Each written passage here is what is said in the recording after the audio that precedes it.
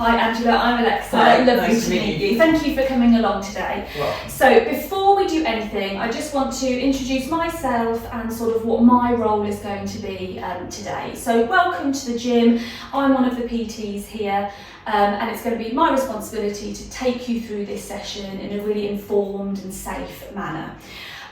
Just to let you know, the fire exits are clearly marked just outside at the front there. I'm first aid trained and also Lynn on reception is, and that's where the closest telephone is. There is a first aid box at reception, and also my job will be generally to signpost you anywhere that you might need to. So whether we go through some questions and I need to signpost you to another professional, for example a GP, or if you would just like some information on other professionals that you could get into contact with, physio or sports massage, I'm going to sort of be your on-hand person for that information. So today's session, let me just sort of break it down for you. The purpose for it is to be able to make a plan that's going to be bespoke for you. So we're going to look at your goals and your wants and your needs, but also any constraints and barriers that you've got, so that we can make a plan that's going to suit your lifestyle and the goals that you've got. The benefits of this is that I'm going to be able to take data and information from you to try to make sure that that plan works best for you. Few risks involved, not particularly in this session, but generally we need to make sure that you're using the gym and the equipment safely. Again, that will be my job to make sure that we're doing that. Okay. In today's session, we also will take some measurements from you, if that's okay with you. Fine. Those are just to inform both of us again on where your starting points are at, and so then again we can look at ticking off those goals and revisiting those as we go along your plan. Any questions? No, it's fine. Perfect. So I just want to first of all say thank you for filling out your PARQ form. No problem. Everything was perfect on that and shows that you are absolutely safe for exercise. Can I just check though, since you filled that out a couple of days ago, has anything changed at all? Fabulous. And the next thing I just need you to do is to sign an informed consent form, and that's just agreeing that you're happy for me to go through the information that I'm going to, but also to take those measurements and things that we're going to No problem. later. So if you could just do that for me.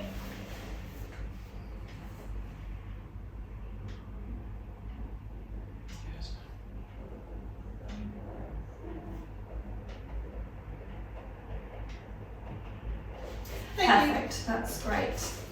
And then I just want to make sure, I'm going to do a little bit of a risk stratification. So it's really important when we're undertaking any form of exercise that we make sure that whoever's participating in that is completely safe to exercise and doesn't need any other supervision or anybody collaborating in that. So I'm just going to ask you a couple of questions just to make sure that you are fit and healthy for that. So first of all, have you got any known conditions? These are things like cardiovascular disease, stroke, COPD, asthma, cystic fibrosis, diabetes, or any thyroid disorders? Nope. Okay, wonderful. And then the second point is if there's any signs or symptoms. So do you get any pain or discomfort, shortness in breath when you're doing mild exertion, any dizziness?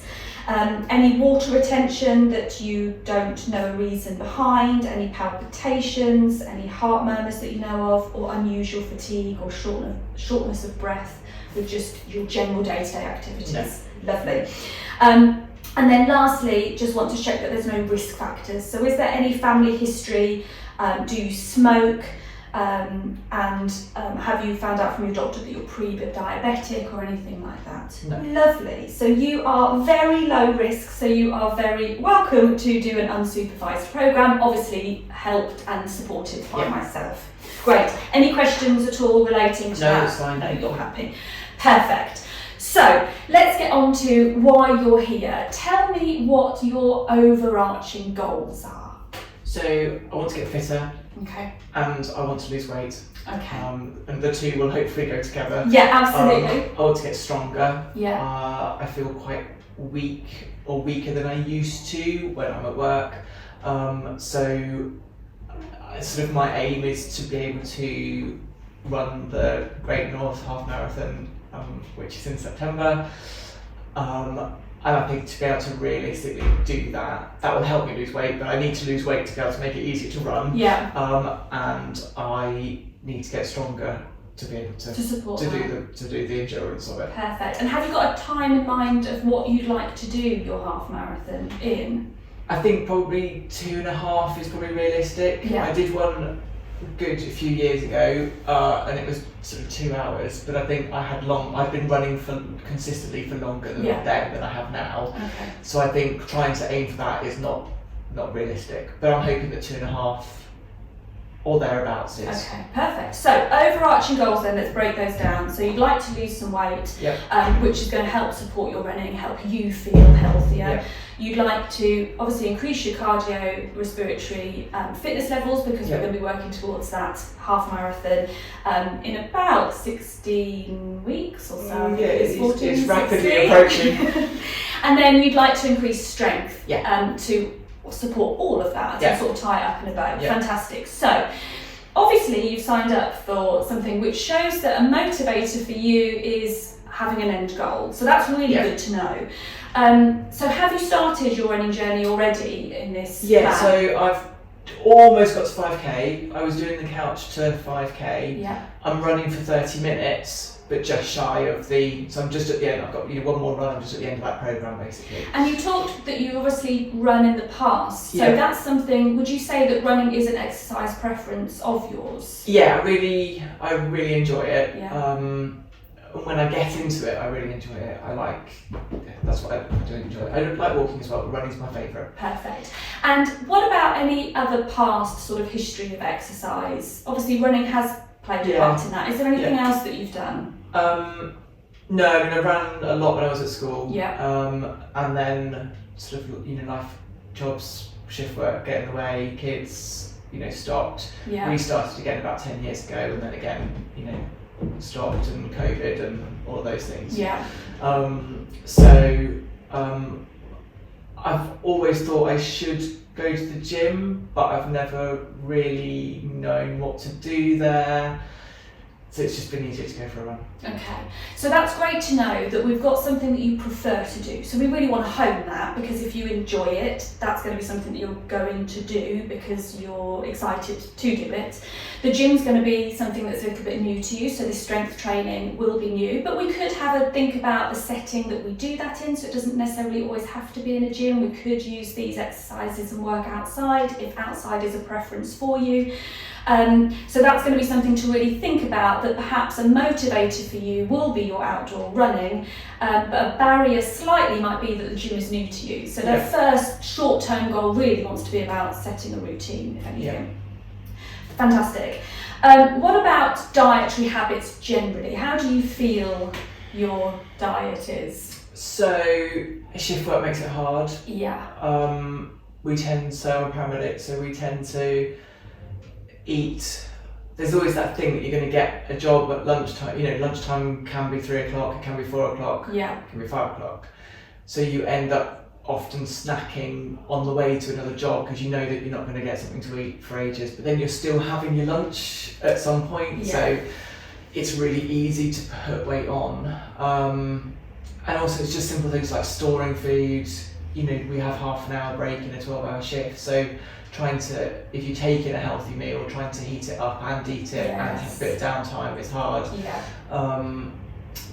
So I've just got into bad habits. Yeah, I think shift work is incredibly difficult, and also you're not working a general 9 to 5 all of the time. So in some ways, for that's going to be really beneficial, because you might be able to get an early morning run in or an afternoon run. You're not strict to times. However, it also means that you can't create a consistent routine of doing the same thing on Mondays, Wednesdays and Fridays. And that will be the same with eating as well. So that will be something that we'll need to look at and be mindful of for definite. And obviously doing your diet plan, we can have a look at ways that we can think about how eating on the go and how shift work can impact that, but then perhaps coping strategies that we could have to overcome that. So then lifestyle. So already I can see shift work, paramedic, that's going to be quite busy and quite stressful as well, not knowing what you're dealing with from day to day. What about generally sleep, home life, hobbies, etc.? So 2 kids, so they keep me busy. Not sleeping quite as well at the moment, a little bit stressed. Doing masters, juggling masters and kids and full-time work. Yeah, again, it's a bit of stress eating with that as well, which doesn't help. So it's a busy life. Yeah. So but I know I need to prioritise my health. Yeah. So are you feeling that actually, because it doesn't sound like there's loads of time for hobbies, are you feeling like in reintroducing this running into your routine has almost become that time? That's me. Yeah, absolutely. So that's I've sort of tried to protect that time. That's really recognising that actually there's no point in doing all this other stuff if I'm not being healthy. Yeah. So I'm trying to protect it. Fabulous. And that sounds like a really great motivator as well, that actually you're using your physical activity as one of your hobbies. So that's what we're going to think about now. So what sounds like is great motivation for you is an end goal, like having a plan and then reaching that. You know, you've booked to do a half marathon when you couldn't have done it that day that you booked it. So that's obviously a really good motivator for you. I think we can do the same with weight loss and looking perhaps at BMI as well.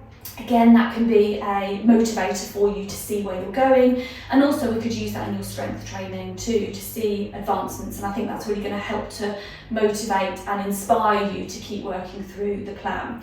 I think the barriers that we need to be aware of is definitely your shift work and stress levels that come from that. I think sleep pattern is going to affect that, and also not being able to have that time structured each day, knowing when you're at work and when you've got time to go to the gym. So I think that we need to look at those things and then create a plan that can accommodate those and make sure that that works. Anything else that you think that I should know about, or are you happy with what we've talked through so far? I think that's You're good. Lovely. So earlier on, you remember that I said that I needed to take some measurements. So are you happy for me to do that now? Lovely. So the measurements I'm going to take is going to be your height and your weight. From there, I'm going to calculate your BMI. And again, because you want to lose weight, we're going to want to reduce that BMI, and that's going to be a really good goal for you to look at and be able to see in numbers where that number is going, where those numbers are going. I'm also going to look at your blood pressure and your resting heart rate. Because we're going to look at your cardio respiratory training, we would hope that as well as losing weight and reducing your BMI, we would be able to reduce your resting heart rate.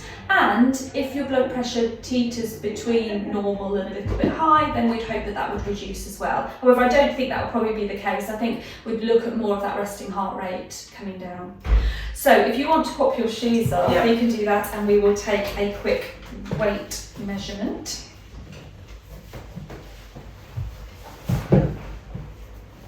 So when you're ready, if you just stand on the scales.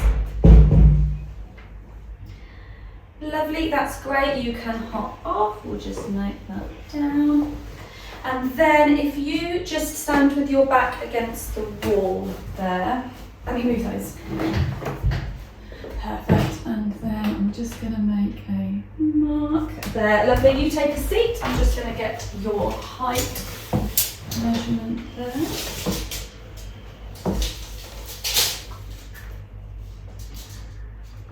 Lovely.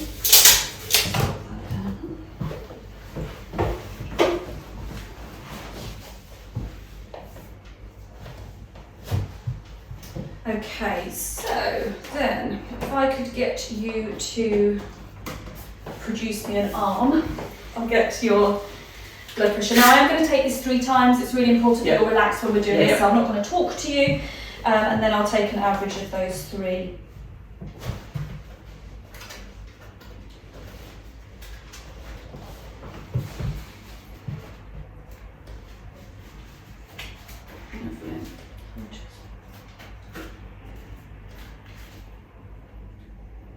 It's a wrist one. I'm just going to change the location.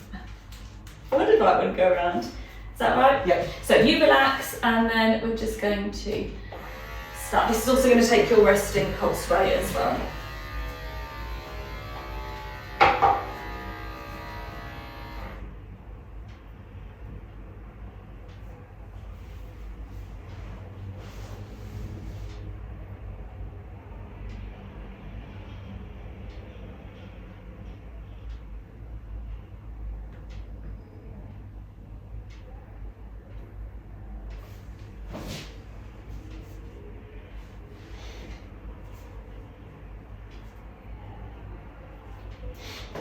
Okay, lovely. My normal that's about normal for me, like 125 over 80 is sort of my normal. Yeah.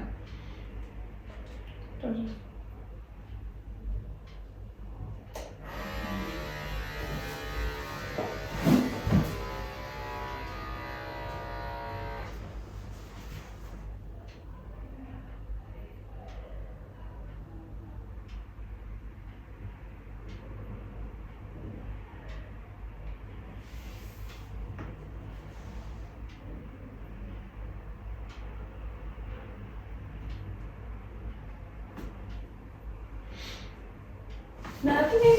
And then we'll just do that one more time. Okay, let's start again.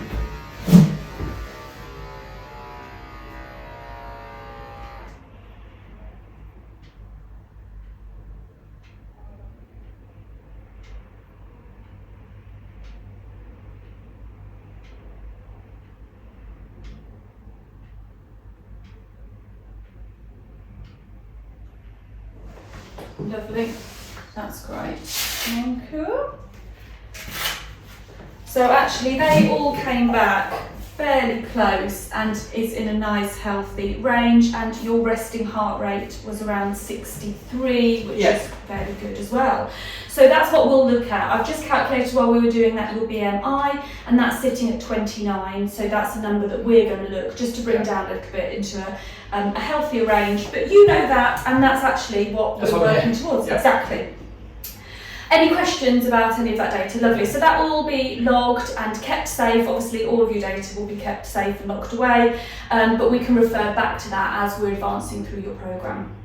So, a couple of fitness tests that I'm going to recommend. So really good is to be able to see your starting point of where we are now. And I think because we're going to look at both your cardiorespiratory exercise and also strength training, it'd be really good to do a fitness test in both of those.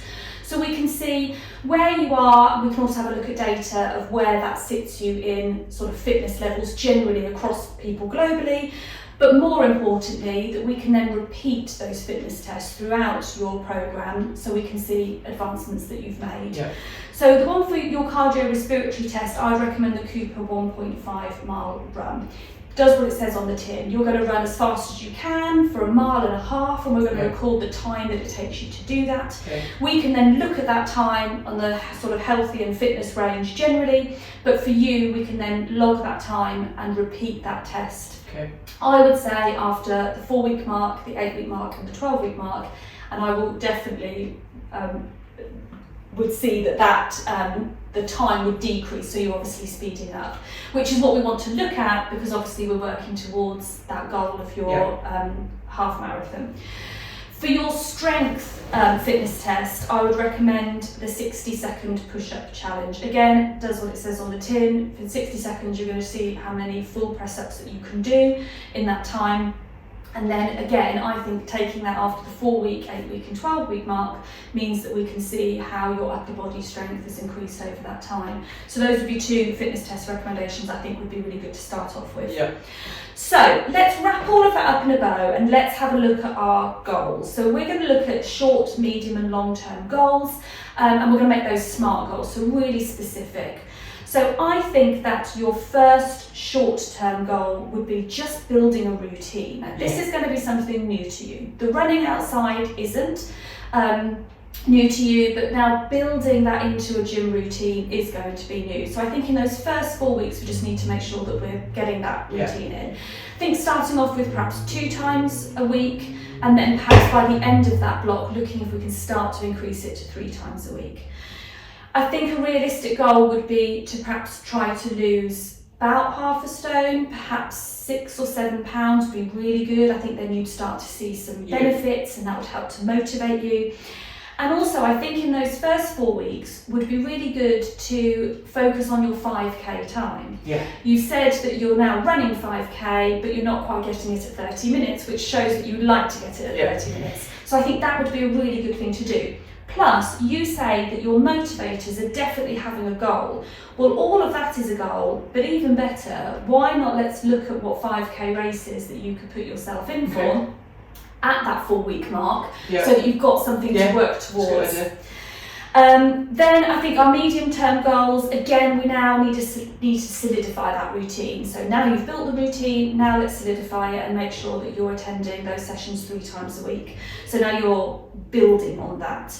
I think then once we've looked at 5k, you perhaps want to be working towards a 10k run generally, and we could be seeing how we could perhaps reduce that time. But also, again, loads of 10k races all of the time, so it might be good to look at about 8 weeks time, booking yourself into something so you've got that plan or that goal in mind. Continue losing the weight, that's going to help to bring down your BMI as well. So we could look at, again, another 6 to 7 pounds, another half a stone in that second block of your medium-term goals. And I think what would be really good in that time with your gym activity is to not just look at continuous running, but build in some interval sessions into that as well. That's going to help to increase your aerobic fitness and your endurance. And that's going to only help towards that 10k pace and then our ultimate goal later on. Then long-term goals, so looking at really up to now 12 weeks. I think by then you definitely will have lost your stone, and we could be edging towards 1.5 stone. I know that your overall goal is 2 stone, but we'll be working closely towards that. Yeah, absolutely. I think by then you'll have really invested in your routine in the gym, and I think it would be nice to mix things up a little bit, look at different sort of strength training that we can do, just to stop that plateauing effect or that boredom that might sink in, because now it's become a little bit monotonous. So I think let's have a look at the different strength training that we can do. And obviously then we've got that goal of half marathon. So keeping with your running training, continuing with those interval training sessions as well. And then I think along all of that, looking at your strength training in supporting your running, to make sure that you're building the upper body strength as well, to enable you to be carried along. And you've already booked your goal for that, which is your Great North Run in September. How do those goals sounds good. feel? So it doesn't feel like we're pushing too hard or we're not pushing hard that enough. sounds good. But it sounds realistic as well. Exactly, and that's most important. I think alongside that we need to think about lifestyle behaviours as well. So we do need to think about sleep, which is really difficult with shift work, but perhaps thinking of things that can help with getting off to sleep, like relaxation techniques that you could use before bed. And also thinking about eating habits of what you could do that could help you through shift work when you have got those constraints. So that would be something to think about to go alongside that, which will support your training. And thinking about how many calories you're eating as well, because actually you've been very mindful of trying to lose weight, but now you're going to be increasing your exercise load, and so you will need the calories to compensate that as well. So we can have a look at just your overall lifestyle plan that can support this plan moving forward. Lastly, I have just got something for you that you can take away with you, which is some evidence-based information on diet or nutrition and exercise. And this just gives some government guidelines on eating habits for you to have a look through, and then we can use this information to discuss further what you could do in the meantime. Okay. So now what I will do is to go away and have a look at a periodised plan for you and break that into cycles. And then we can start working on that as soon as that's ready. Brilliant. Anything that we've gone through, have you got any questions about anything? Anything that you want to check through, or are you happy? Oh, that's good. Thank you. Perfect. Well, thank you very much. Thank you very much.